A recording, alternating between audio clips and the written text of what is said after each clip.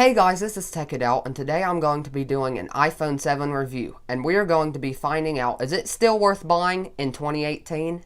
So the iPhone 7 starts at $449 and still has full support from Apple on the latest iOS 12.1. This means that you will be able to download any app from the App Store. The only things that you won't have is obvious features like Face ID that only come on the newer iPhones like the iPhone 10 and 10s.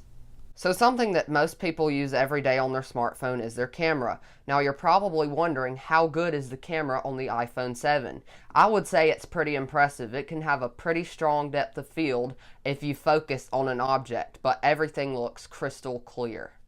Another big concern that most people have is how long will the battery last? The battery should last all day.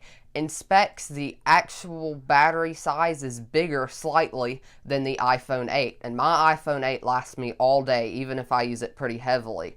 From everything I've heard, the iPhone 7 will last you all day, even though I do not use this one much and do not use it heavily. The battery should last all day long with no issues. So the last thing I'm going to be talking about is speed.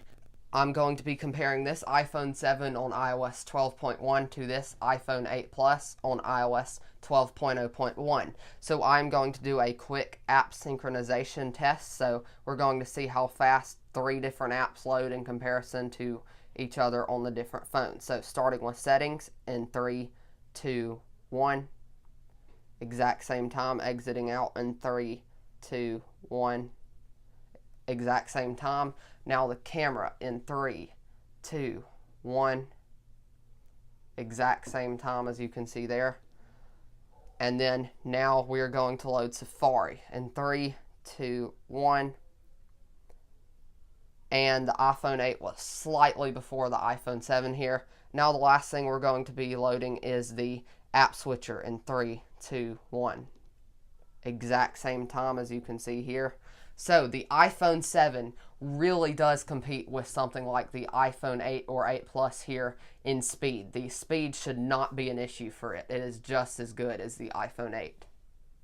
So, to conclude this video, I would definitely say the iPhone 7 is worth buying in 2018. The camera is outstanding. The battery life, as far as I can tell, is really good. The speed is pretty much matched to the iPhone 8, maybe just a little bit behind. And most of all, the price is a huge difference from the iPhone 8, yet the speed and battery and camera and pretty much everything else is not far behind.